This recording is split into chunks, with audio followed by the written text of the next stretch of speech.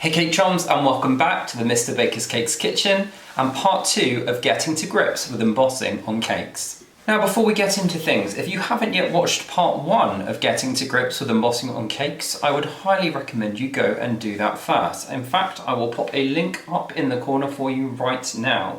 If you have already watched part 1, then great, we can carry on. And just to recap, you may recall we were having a play with a variety of different embossing kits to find out if they really are as easy to use as they look. During the video, I had a go with the sweet stamp from AmyCakes, the sugar press from Crafty Designs, and the PME Fun Fonts to create a simple school leavers cake inspired by my class, Finch's class. Now, I would say that I had mixed results using the embossing kits. Not so much to do with the kits themselves, but mainly due to my entire lack of ability or the fact that I'd had any sort of practice at all before I gave it a go.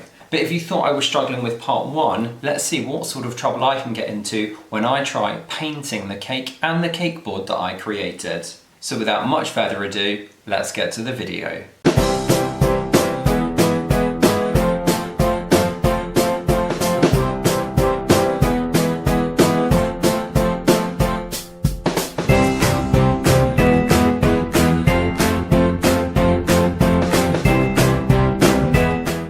So again, just as a reminder, on the cake that we created together, well, I say we created together, I didn't see you here helping me. On the cake that I created while you watched, we wrote a simple message, which was goodbye Finch's class, using each of the different products to write a line. So we wrote the word goodbye with the PME Fun Fonts, we wrote the word Finch's with the handwriting set from Sweet Stamp by AmyCakes, and we wrote the word class using the love font from Sugar Press. Then on the cake board, we wrote schools out using the handwriting set from Sweet Stamp, and then used some of the extra additional elements from the Sugar Press to add some decorative detail around the edge of the board. I also, as a last minute extra, popped some extra decorative elements onto the cake itself using the Sugar Press and the years 2019 to 2020 on top of the cake using another set from Sweet Stamp. So in today's video, I'm going to have a go at painting and filling my embossings with micro pearls to see what sort of effects we can create and see if we can find a method that I get on with best. I will warn you now, I have ridiculously shaky hands and I'm not entirely confident in my painting abilities at all, but hopefully we'll have some fun along the way. I think that's enough intro, let's get cracking.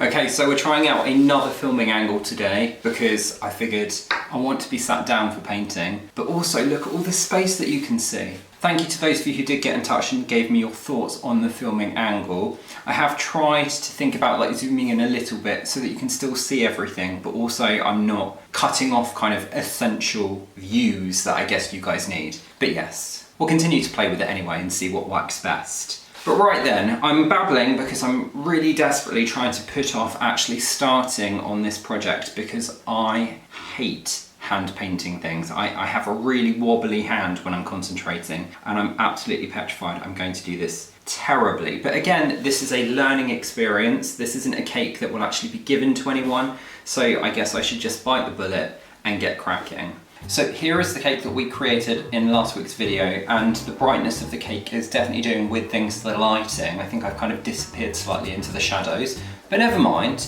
Yeah, here is the cake that we created during last week's video, and you can see it has the text goodbye Finch's class on the front. Well, you probably can't see that actually, but that's white balance for you. And we're going to start by having a go at painting the text on the cake itself. This is the bit that I'm probably most nervous about because we are painting onto a vertical surface and we do need to try and stay within these neat impressions that we created with the various tools. Now, if you've already watched last week's video, you'll probably remember that I said I'd seen online that the trick was to try not to impress too deeply because that way it almost just gives you an outline rather than actually, I guess, a whole or a deep impression. So I tried to do that, but I can't really testify as to how well I did that. I know kind of the trend seems to be to paint text that's done in this embossing style using metallics.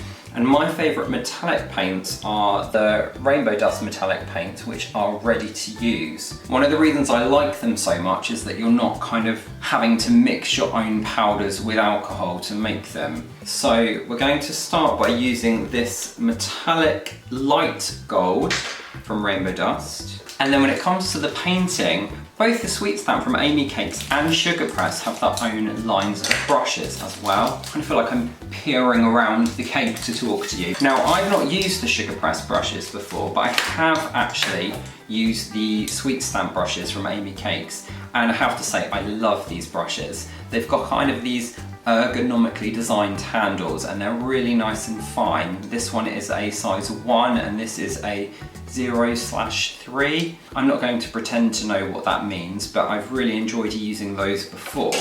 But I figured because I haven't used the Sugar Press brushes before, we'd have a go with those today. And what's got me really intrigued about these is they actually come with lids. So here we have got a size 1, a 1A, a 0, and a 0,000. And if we start with the 1, you can see that if you take off the lid, inside you have a normal paintbrush. The lid, which has a hole in the end, is designed so that once you've washed your brush, you can put the lid back on, which protects that brush itself and stops it getting bent or damaged. But it has that hole so that it can still dry properly. So a few brands have got brushes like this. In fact, I did a video a while ago doing a brush giveaway from the Global Sugar Artists Network, and their brushes also had these kind of lids with holes in. So a really fantastic idea, and I think I'm going to start with this size 1 and use that for my painting today. So I have a bog standard paint palette here. I'm just going to pour a little bit of that gold paint in, and then I guess it's time to have a go at painting on this cake. Wish me luck.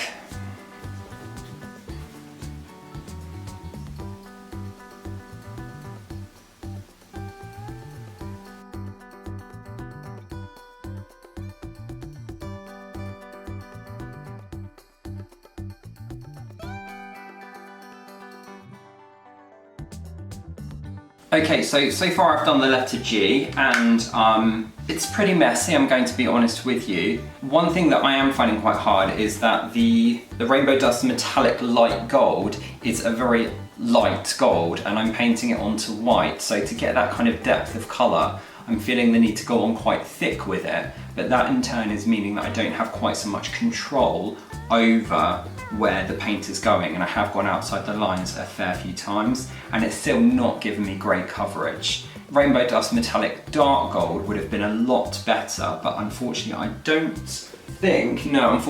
have any of that in stock at the moment, so that's a real shame. But what I do have, and I picked these up a while ago, are these palettes from a company called Sweet Sticks. Now, I believe Sweet Sticks are based in Australia, but they do sell their palettes in a couple of different locations here in the UK.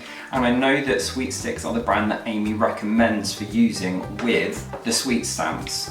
So, inside your palette here, it literally just looks like a makeup palette, and you basically have a set of water-activated colours. And then it's simply a case of just dipping your brush into the palette, and then kind of combining the water with it to make a paint. I'm going for this kind of much darker gold colour down here. It's almost kind of like a rose gold, and I'm going to see if that will give me slightly better results on my cake here. Can you see how shaky my hands are? It's ridiculous.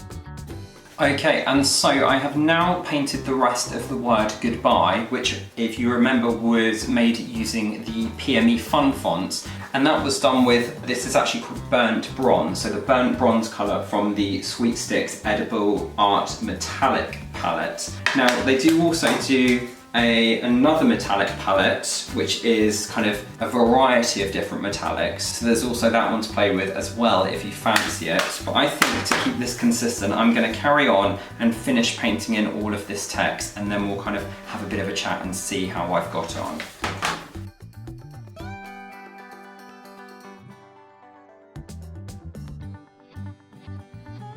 Okay, and again, remember this is my very first attempt, but that is what the results of my first attempt at painting my embossed lettering on the side of a cake looks like. I don't, maybe from a distance it looks okay, but it's not okay.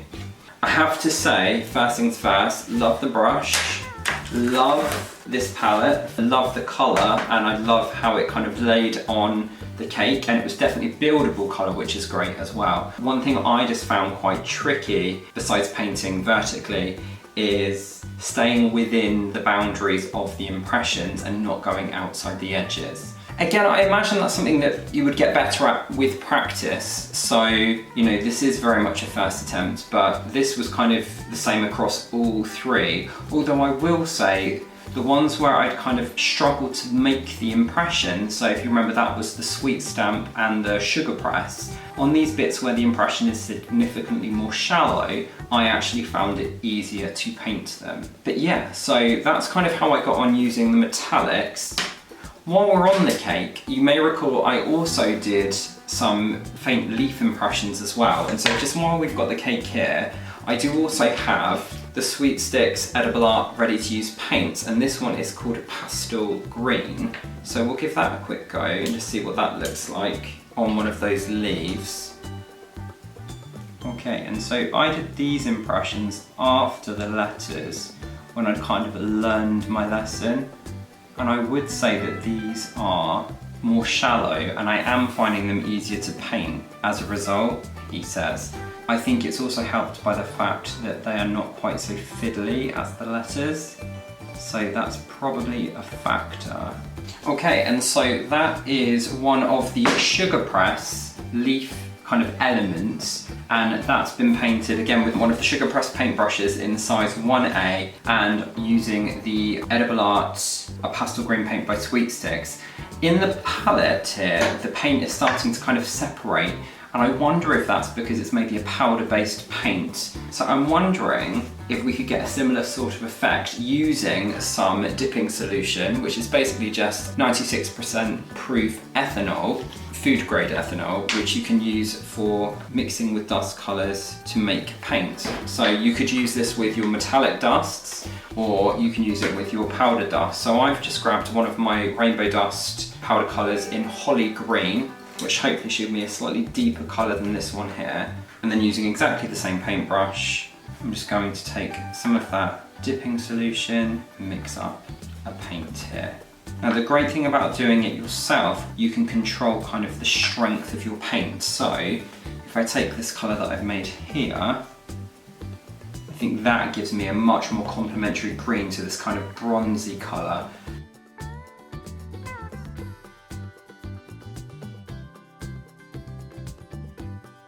Okay, so I finished painting in this one here, which was done with the edible powder colour in Holly Green. But then that got me thinking, I'm a big fan of the Cake Craft pens from Rainbow Dust, which look like this, and they're basically pens that have like a felt tip side on one side and then a fine liner side on the other side. And I saw my friend Jackie Kelly, amazing food and sugar artist, by the way, if you haven't checked her out. She did a technique recently where she drew with the Cake Craft pens and then she went over them with water. And so I decided to have a go at doing that over on this side. And I have to say, I really love the effect it's given me. By going around the outside of the embossed bit with the pen, it then gave me an outline that I could paint within, and I found it much easier to paint within an outline than just within kind of the embossed piece. So if I kind of see if I can recreate that now on camera, watch me not be able to do it now, but I literally just kind of ran the pen around oh dear, yep, I've ruined it already. Around the outside of those embossed shapes.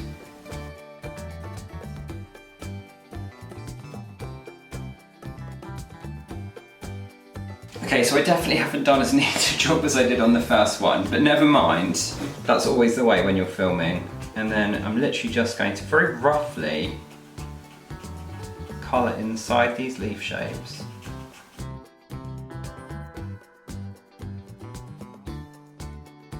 And then if I switch to a paintbrush, and I want a slightly thicker paintbrush, I'm going to use this one. I'm just dipping that into some water and then just going over that pen in the leaves, and it allows you to brush out that colour. Now again, with all of these types of painting, it's important to remember that I am kind of doing this on camera for a video, and I don't have the luxury of being able to kind of take my time with it. So I think regardless of whether you were painting the metallics here with any of the kind of ones I've talked about, or whether you were painting kind of embellishments like this with whatever method you chose to use, you could take your time and probably get much better results than I am getting.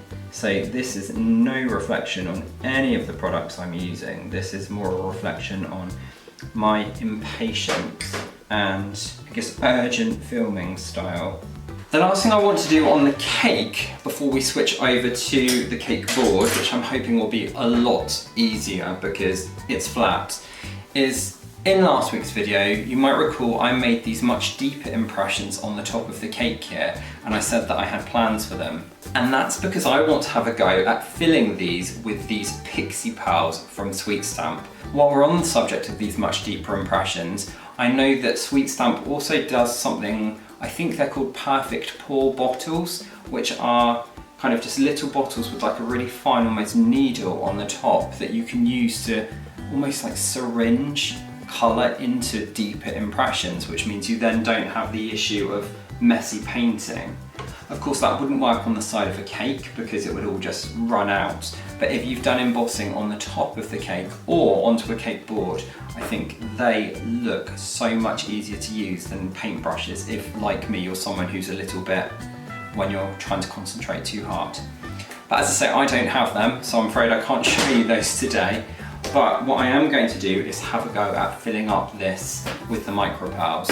I don't know if you're supposed to put anything in here to hold them in place, or whether the plan is that they just kind of go in there loosely. I'm just going to go in loosely because we've already seen how messy I am at painting, so I imagine if I tried to brush water in there it would be just as messy. But if you have had a go at doing this and you've got any top tips, do let me know down in the comments, because you know, every day's a school day. To try and help me control the mess just a bit, I'm going to use one of these kind of baking rings to help me keep the pearls from going everywhere, he says. I don't know that it will work, but it's worth a try. And then I guess I'm just going to pour these in. They seem to be going into the letters. It's a shame I can't show you this actually. And then what I can do is take a dry dusting brush, just kind of spread those around slightly to try and keep everything neat and tidy, because I'm sure just like me, you've all had the joy of spilling mini pearls all over your kitchen floor before. I think that looks pretty cool. See if I can show you a bit better. I have, however, still managed to get edible pearls all over everywhere, so yay.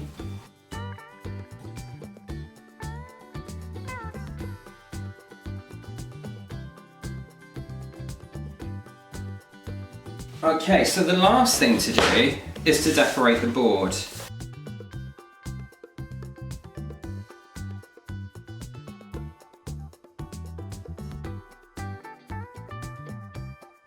And as always, through the magic of editing, it is finished.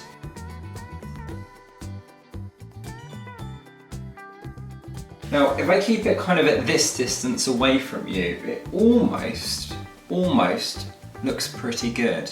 Oh, another mini pearl. But if I do bring it a little bit closer, you'll see that I've gone around the rest of the board and I finished off the leaves on the board using a combination of the Sweet Sticks ready to use paint and my method here, well, Jackie's method I should say, with the Rainbow Dust Cake Craft pens and the water. I really love how that effect has come out actually. I'm definitely going to be using that again. By far and away, the trickiest part of all of this was painting that metallic into that lettering, and I think you can clearly see where I started rushing from beginning at this end and ending up at this end. I definitely believe it's something I will get better at if I continue to practice. But I think it's important to note that it's not something that you can just do straight away. It is a skill that needs to be mastered. So if you are planning on picking up some of these embossing kits, then you might want to give yourself a bit of time to kind of have a practice, get used to them before you start putting it onto cakes, particularly if you're planning on selling them to customers. That being said, I love the effect that they have created, and I do think that if I'd been able to do a decent job of painting them, this would be an absolutely stunning cake. In terms of the products I've used today, I have to give a massive shout out to both Sweet Stamp from AmyCakes and the Sugar Press for those awesome paintbrushes. When it comes to the Sweet Stamp brushes, I love this kind of triangular ergonomic bit to hold with your fingers. It makes it really comfortable to use and also really easy to control. And those bristles stayed to a point the whole time I was using that brush, meaning I was able to get right into the sharp corners and add lots of fine detail. And don't forget, that's not even the thinner brush. It's a very similar story when it comes to the Sugar Press brushes, but I have to say I do love this addition of the lid to make sure that those bristles or hairs stay as perfect as possible for the longest of times. So I'll definitely be getting lots of use out of these as well as these. In terms of the painting, I really enjoyed using the Sweet Sticks ready to use paints, and I do think that the palettes are an absolutely fantastic idea. I do just think, much like the stamps, they take a little bit of getting used to because they don't behave quite in the same way as other metallics I've used before. I do think though the fact that you can build the metallics by letting them dry in between each layer is fantastic, and the fact that all you need is your palette and some water is brilliant, so you're not having to mess around with dusts and alcohols and what have you. It is pretty much just ready to use straight away. As I've already said though, I love the effect that I was able to get using Jackie's tip of drawing on the icing with the Cake Craft pens from Rainbow Dust and then going over them with water. I think it kind of added almost like a 3D dimension to the painting, which looked kind of like shading, and it's definitely something that I'm going to use again. Of course though, the $1,000,000 question, the one that I know that everybody is dying to know the answer to, is which is my favourite stamp system or embossing kit. I'll be honest with you, I think all of them have got a huge number of plus points. If we go through them in the order that I used them on the cake, starting with the Sweet Stamp from AmyCakes. First of all, I think this looks like an absolutely gorgeous product. Like I said in last week's video, it feels premium with this stunning case that she's recently added with the magnetic closures. And then of course inside you have your tray of letters all beautifully organised so that you can navigate to exactly the ones you want straight away. That being said, I did find it quite fiddly having to have a piece of sugar paste on hand ready to pull out the letters, and then again of course it does add additional time when you are putting them away again at the end. I do think though that's a very insignificant trade-off for all the plus points in its favour, and I just think that Amy has done a brilliant job of creating a really stunning product. I think this is something that people aspire to own, and I think that says an awful lot about her creativity and also her marketing skills as well. I know so many people that are desperate to get their hands on some of these. Moving on to the Sugar Press, I have to say there are a couple of things that made me lean more towards these when it came to using them than the Sweet Stamp. And the most significant thing is the fact that these letters are thicker. I didn't really get on with using the pickup pad on the Sweet Stamp or really the Sugar Press version, and I think moving forward I would find it a lot easier to be able to apply the letters individually either to the side or to the board on my cake. cake and just push them in with my fingers, I feel like I would have a lot more control about the depth that I was able to achieve, and also just making sure that that impression is even for the whole letter. The fact that the sugar press letters are slightly thicker means that I feel like it's easier to pick them up and to push them in and pull them out with your fingers than perhaps it would be with the sweet stamp. That being said, by having them stored in boxes like this, it does mean it takes a little bit longer to find the letters that you need, because as you saw in last week's video, you literally have to just tip them out on the worktop and pick through until you find the ones that you want. And then finally, that brings us to the PME Fun Fonts. And you'll remember that these were the ones that came as individual letters with the handle on the back and then the line through the middle to allow you to line them up. And if I'm honest with you guys, I feel like for me, this is probably the set that I would reach for the most. Just so simple to use. You know, you pick up the letter, you push it in the cake, you put the letter away again. Fair enough, it doesn't allow you the ability to kind of plan out what you want your text to look like first of all on a worktop before you pick it up and so on. But for me, if I'm buying a specialist cake tool to make my life easier, I want it to be as simple as possible. And I think that's what PME have created with their fun fonts. They've taken this idea of embossing on a cake and they've boiled it down to its simplest form. Letters that you can pick up and emboss into your cake. So for me, this is probably my favourite of the sets I've tried today, and probably the one that I will continue using in my cake creation in the future. We obviously haven't just been testing out lettering in these two videos. Both the sweet stamp from AmyCakes and the sugar press have a whole array of these stunning additional elements. We obviously used the sugar press ones on this cake, and I unfortunately didn't get around to using the Tutti Frutti set from AmyCakes, but I'll be honest with you, I actively sought out this set because I can see so many applications where I would want to use this in creating my own bakes. So not just for a video, but you know, creating lemon cakes with a nice wedge of lemon embossed into the decoration. So definitely look out for these popping up in a recipe or a tutorial coming soon. And in terms of using these, I absolutely loved the additional details I was able to add to my cakes using these. So in fact, I think I'll probably find myself reaching for things like this a lot more than I will the letters. So there you go guys, that was part 2 of getting to grips with embossing on cakes.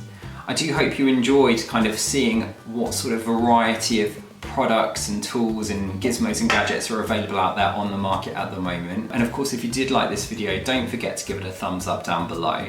As I mentioned earlier on in the video, if you're someone who has been using these embossing kits on your cakes for a while, do head down to the comments and share your top tips to achieving perfect results, not just when embossing, but also when painting, because of course this was my first time and other people watching might be quite put off by the results I got. But of course, we all know there are lots of people using these incredibly effectively on their cakes. So do tell us what works for you, how did you perfect the painting, and yeah, what top tips would you give to somebody who is new to embossing on cakes? Similarly, if there is another skill or technique that you would like me to get to grips with in a future video, do make sure you let me know down in the comments. I'm always up for trying something new in my videos, even if they do end up making me look somewhat inept. So yeah, let me know what ideas you've got and I'll see what I can do.